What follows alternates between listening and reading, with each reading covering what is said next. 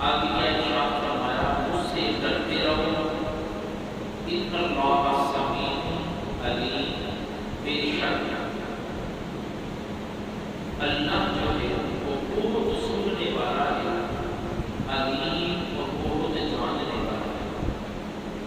آگے ارشاد فرمایا، یا ایھا الذین آمنوا لا ترفعوا اصواتکم فوق صوت النبی، اپنی آوازوں کو نبی کی آوازوں سے بلند نہ کرو، کہیں ایسا نہ ہو کہ تمہارے اعمال مضاعف ہو جائیں، وَأَنْتُمْ لَا تَشْعُرُونَ، اور تمہیں خبر ہی نہ ہو۔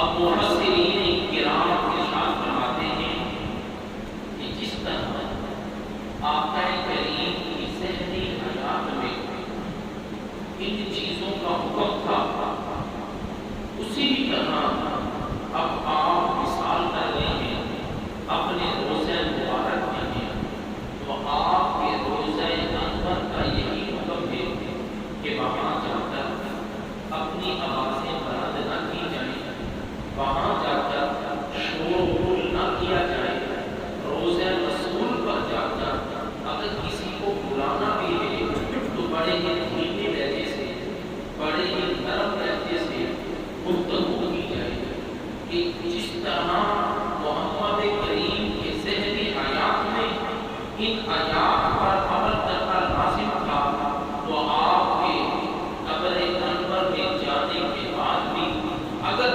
وہاں جا کر بھی شور و غل کرے، اپنی آوازوں کو اونچا کرے اور آپس میں اس طرح گفتگو کرے جس طرح عام روٹین میں وہ کرتا ہے، تو اس کے اعمال ضائع ہو جائیں گے، چاہے وہ جتنا نمازی ہو، پرہیزگار ہو، متقی ہو، آپ کی عبادت گزار ہو، تہجد گزار ہو، قاری قرآن ہو، اس کے سارے اعمال غارت ہو جائیں گے، اس کو پتہ بھی نہیں چلے گا۔ ایمان والوں، یہ آیت کریمہ کے اوپر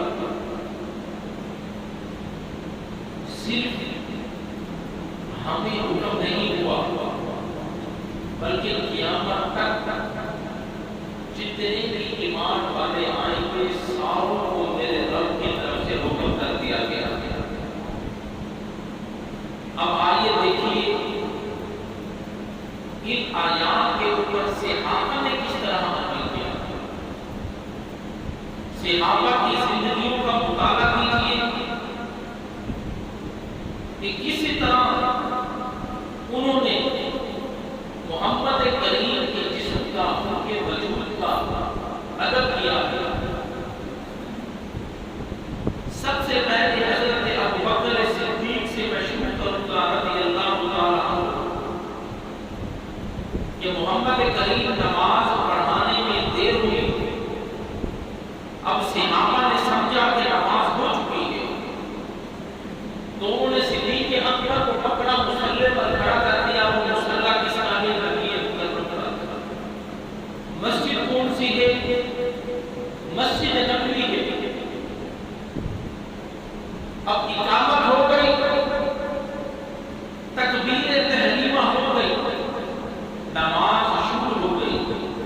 اسی اثنا میں، اسی کیفیت میں، اسی ماحول میں، اسی گھڑی میں آقا کریم صلی اللہ علیہ وسلم چل رہا تھا۔ اب صحابی پیچھے لائنیں بنا کر کھڑے ہوئے ہیں، جیسے ہی آقا کریم کی آمد کا علم ہوا، صحابی ہٹتے گئے، محمد کریم کو رستہ دیتے گئے، حتیٰ کہ آپ مہدی صف میں آ گئے۔ آپ نے اللہ اکبر کہا، نماز شروع کر دی۔ پیچھے جو باقی صحابہ تھے، اب امام کو تو پتہ نہیں کہ پیچھے کون آیا ہے، کون نہیں آیا ہے۔ اب باقی صحابہ کو پتہ ہے، لیکن صدیق اکبر رضی اللہ تعالیٰ عنہ کو اس بات کا علم نہیں ہے کہ محمد کریم پہلی صف میں آ چکے ہیں۔ صحابہ نے ہاتھ پر ہاتھ مارا، جب اس ابھی اس کی بھی آواز سے ان کو پتہ نہ چلا تو سارے صحابیوں نے پہلے سب میں موجود تھے انہوں نے ہاتھوں پر ہاتھ مارنا شروع کر دیا. جب آواز بلند ہوئی جناب صدیق اکبر کو محسوس ہوا کہ وجہ کیا ہے کہ ہر طرف سے آواز بلند ہو رہی ہے کہیں محمد کریم تو جب بدر میں جب ہو تو انہوں نے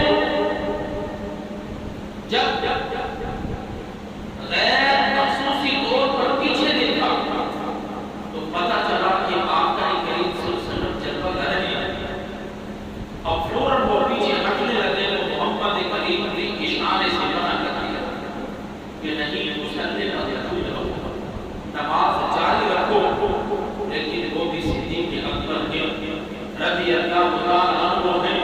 محمد کریم نے منع کر دیا لیکن جناب صدیق اکبر پیچھے ہٹے محمد کریم کو آگے بڑھا. نماز مکمل ہو گئی. آقا کریم نے ارشاد فرمایا اے صدیق میں نے تجھے منع نہیں کیا تھا کہ مصلی پر موجود رہے پیچھے نہ ہٹ. میں پیچھے کھڑا ہو نہیں گیا تھا. عرض کی یا رسول اللہ ابو بکر یہ کس طرح گوارا کر سکتا ہے کہ محمد کریم پیچھے ہو اور ابو بکر آگے کھڑا ہو جائے. میں یہ گوارا نہیں کر سکتا. پھر محمد کریم صلی اللہ علیہ وآلہ وسلم نے ارشاد فرمایا اے صحابیوں اگر امام کو تم نے آگاہ کرنا ہے تو تالیاں نہ بجایا کرو. اگر امام بھول گیا ہے امام کے ساتھ کوئی مسئلہ ہو گیا ہے تو سبحان اللہ کی آواز بلند کر کر امام کو آگاہ کیا. سبحان اللہ کی صدا بلند کر کے امام کیا کیا آگاہ کیا. مثال کے طور پر جمعہ المبارک کی نماز انشاءاللہ اللہ کے فضل و کرم سے ہم سب ادا کریں گے. اب یہ کیا ہے جہری ہے یا نہیں ہے؟ جہری سے مراد قرات والی نماز ہے لیکن امام ہے مشروع تقاضا ہے اللہ اکبر کر وہ خاموش ہو کر کھڑا ہو گیا. اب قرات اس نے جہری کرنی تھی آواز سے بلند کرنی تھی لیکن اب وہ بھول گیا. اب وہ دل میں اس نے پڑھنا شروع کر دیا. اب آپ نے امام کو آگاہ کرنا ہے اس طرح کرنا ہے تو سبحان اللہ آواز سے بلند کیا سبحان اللہ. جب آپ کہیں گے تو امام کے دماغ میں آئے گا کہ اس میں کوئی غلطی ہو گئی جس کی وجہ سے پیچھے آواز بلند ہوئی. تو اس طرح امام کو آگاہ کیا کرو تالیاں لگائے. یہ مصطفیٰ کریم صلی اللہ علیہ وسلم نے ارشاد فرمایا. اب آئیں جناب حضرت امیر المؤمنین عمر فاروق رضی اللہ تعالیٰ عنہ کہ انہوں نے کس طرح مصطفیٰ کریم صلی اللہ علیہ وسلم کا ادب کیا. ایک مسلمان اور یہودی کا آپس میں جھگڑا ہوا. ذرا توجہ کیجیے گا. اب یہ فیصلہ محمد کریم کی بارگاہ میں لے کر جائے. عرض کی یا رسول اللہ صلی اللہ علیہ وسلم اس کے ایکو ہے وہ بند کرے. اب محمد کریم صلی اللہ علیہ وسلم کی بارگاہ میں یہ فیصلہ لے کر گیا. اللہ کے پیارے نبی صلی اللہ علیہ وسلم نے فیصلہ یہودی کے حق میں کہ تم حق ہو اور یہ مسلمان ہے کہ یہ حق پر ہے. اب وہ باہر نکلے. جیسے ہی باہر نکلے تو انہوں نے کہا مجھے یہ فیصلہ نامنظور ہے. یہ یہودی نے نہیں کہا یہ مسلمان نے کہا مجھے یہ فیصلہ نامنظور ہے. ہم یہ فیصلہ کرواتے ہیں جناب عمر فاروق سے. اب وہ ان کی عدالت میں گئے اور اپنا موقف بیان کیا تو یہودی بول پڑا کہ حضرت والا پہلے بھی یہ فیصلہ ہو چکا ہے. آپ کے نبی نے یہ فیصلہ کیا ہے. اب وہ مسلمان کے دل میں یہ تھا کہ امیر المؤمنین عمر فاروق یہودیوں سے نفرت کرتے ہیں یہ فیصلہ میرے حق میں دیں گے. اس نظریے کے ساتھ وہ عدالت عمر میں گئے تھے اور یہودی نے پہلے کہہ دیا کہ یہ فیصلہ ہو چکا ہے لیکن یہ تمہارے ہی بھائی ہیں مسلمان ہیں انہوں نے یہ فیصلہ ماننے سے انکار کر دیا ہے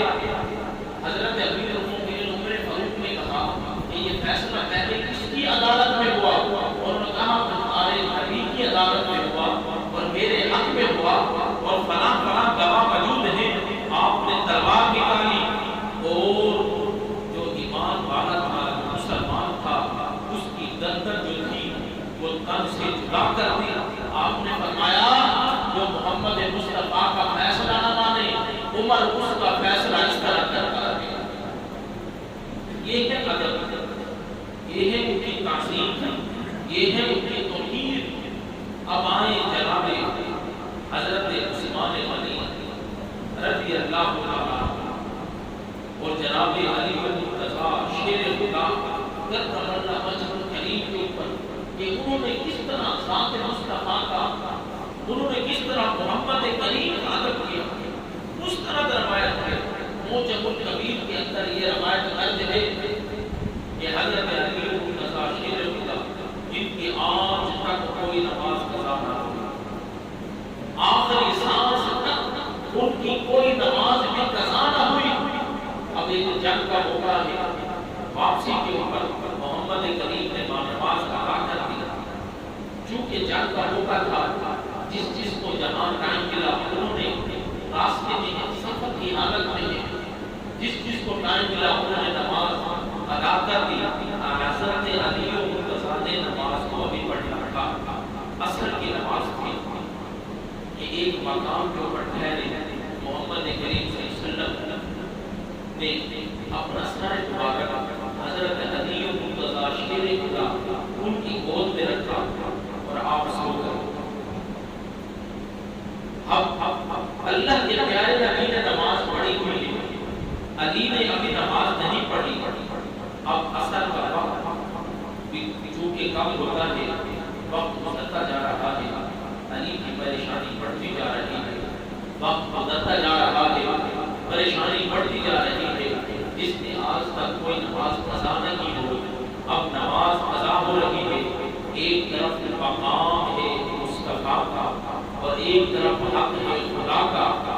اب علی المرتضیٰ نے خدا کا حق جو ہے وہ چھوڑ کر مقام مصطفیٰ جو ہے وہ ادب رسول جو ہے اس کی تعظیم کو بجا لائے اور اپنے نبی کو نہ جگایا. حتیٰ کہ سورج غروب ہو گیا. صحابہ نے دیکھا کہ ہم نے اپنی آنکھوں سے دیکھا کہ سورج غروب ہو چکا ہے، لیکن علی نے محمد کریم کو نہ اٹھایا. جیسے ہی سورج غروب ہو گیا آنکھوں سے آنسو جاری ہیں. محمد کریم کے چہرے پر پڑے، آپ کی آنکھ کھلی اور کہا علی تجھے کس بات نے بلایا، کیوں رو رہے ہو؟ عرض کی یا رسول اللہ آپ کی آنکھ لگ گئی لیکن میری نماز قضا ہو گئی. میں نے آج تک نماز قضا نہیں کی.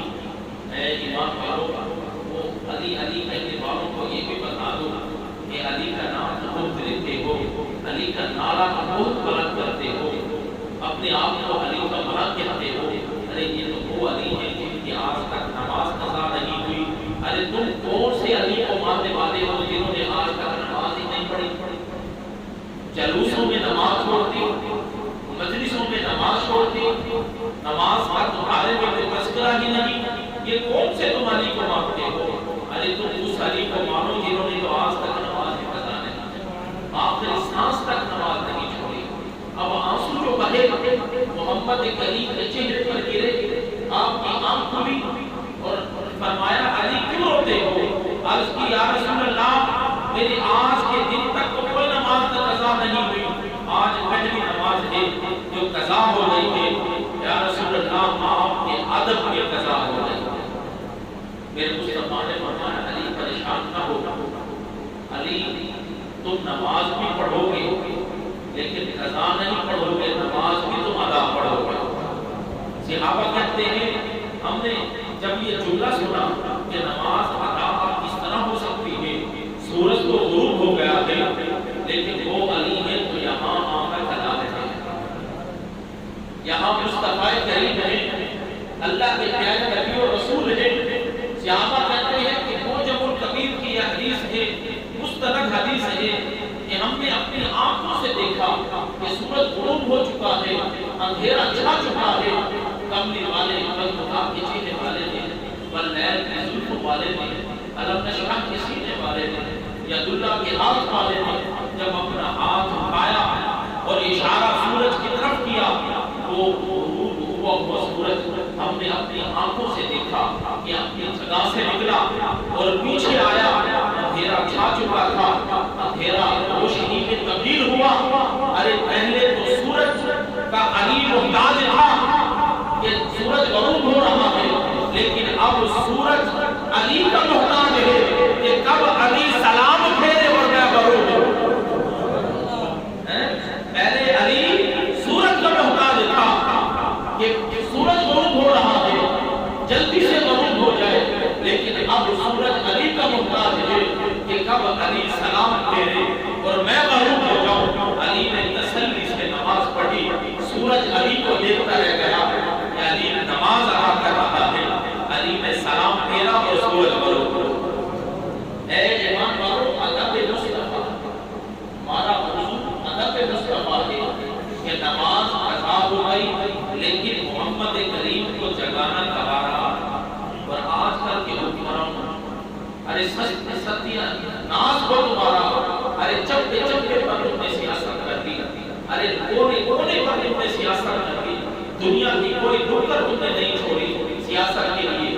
ابھی ایک ہی مقام بچا تھا، یا تو بیت اللہ تھا یا محمد کریم کا در تھا، وہاں جا کر بھی تم نے نعرے لگا دیے، وہاں جا کر تم نے سیاست چمکا دی۔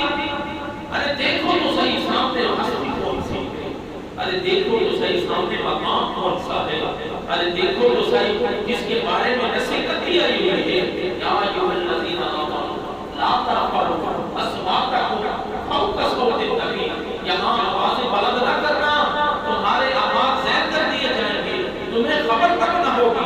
وہاں بھی جا کے تم نے نعرے بلند کر دیے، وہاں بھی جا کر تم نے اپنے آواز کی پرواہ نہ کی۔ کتنے بدبخت انسان ہیں جو ادب مصطفیٰ کا خیال نہیں کرتے۔ خدا ایسی غلطی اپنی نسلوں کو بھی سمجھانا کوئی نہ کرے، کسی لیڈر کے پیچھے لگ کر ارے لاکھوں لیڈر میرے مصطفیٰ کی جوتی کی ٹوک کے اوپر ہوتا کہ جو مصطفیٰ کا ادب کا خیال نہ کرے تو ہمارا لیڈر کوئی نہیں سکتا۔ اے ایمان والو، وہ مصطفیٰ کریم صلی اللہ علیہ وآلہ وسلم کس طرح صحابہ ابھار کے اندر مصطفیٰ کریم حضرت صدیق اکبر کی گود کے اندر سر کر سو گئے، اب وہ سام جو ہزاروں سالوں سے اس کو انتظار ہے کہ اس عالم میں مصطفیٰ نے آنا ہے، وہ دیدار کے لیے مشتاق ہے، اب وہ دل سے نکلنے کی کوشش کرتا ہے۔ جناب صدیق اکبر نے وہاں کیڑی رکھی ہے، جناب صدیق اکبر نے وہاں کیا رکھی ہوئی ہے؟ کیڑی رکھی ہوئی ہے۔ اب وہ زور ہی لاتا ہے کہ باہر نکلو، مصطفیٰ کا دیدار کروں۔ اب وہ بھی عاشق ہے اور اس کو پتہ نہیں کس نے ایڑی رکھی ہے، یہ عاشقوں کا امام ہے، چاہے میں جتنے بھی ڈنگ مار ہوں، مصطفیٰ کریم کا یہ ایسا غلام ہے، وہ ڈنگ مارتا گیا، جناب صدیق اکبر اتنی ایڑی دباتے گئے، وہ ڈنگ مارتا گیا، جناب صدیق اکبر اتنی ایڑی دباتے گئے۔ ارے ان کو یہ فرمانا ہوئی کہ سارے وجود کے اندر زہر پھیل چکی ہے، ان کو زندگی کا کچھ پرواہ نہیں تھی، ان کو پرواہ تھی یہ تھی کہ کہیں مصطفیٰ کی آنکھیں نہ کھل جائے۔ یہ ہے ادب، یہ ہے مصطفیٰ کے مقام کا ادب کہ ان کی نیند میں خلل نہ آ جائے، حتیٰ کہ آنسو مصطفیٰ کے چہرے پہ گرے، آنکھ کھلی تو صدیق کا چہرہ دیکھا، اے صدیق کیوں رو رہے ہو؟ یا رسول اللہ، سانپ کاٹ رہا ہے، مسلسل کاٹ رہا ہے، میں نے آپ کو جگانا گوارا نہ سمجھا کہ کہیں میرے مصطفیٰ کی نیند میں خلل نہ آ جائے۔ اے صدیق مجھے جگا دیتے، ارے ایڑی ہٹاؤ، سانپ باہر نکلا، اللہ نے قوت گویائی عطا کی کہ یا رسول اللہ، میں تو کئی سالوں سے آپ کی زیارت کا مشتاق ہوں، لیکن مجھے باہر نہیں نکلنے کوئی دے رہا تھا۔ میرے مصطفیٰ نے دعا کے تحت اس ایڑی پر لگایا، وہ سارا کا سارا زہر ختم ہو گیا۔ ارے وہ قصہ ہی کچھ ہو رہے، مقام مصطفیٰ دیکھیے، ان کا ادب دیکھیے کہ اپنی جان کی پرواہ بھی نہ کی کہ مصطفیٰ کی نیند کہیں نہ کھل جائے۔ اور آج ہم ہیں کہ ہم نے سیاست چمکانے کے لیے مصطفیٰ کے مقام کو بھی نہ چھوڑا، ان کے در کو بھی نہ چھوڑا، بولا ایسے حکمرانوں سے ہم سب کو اور ایسے کارکنوں سے بھی ہم سب کو محفوظ فرما. ہمیں آپ کا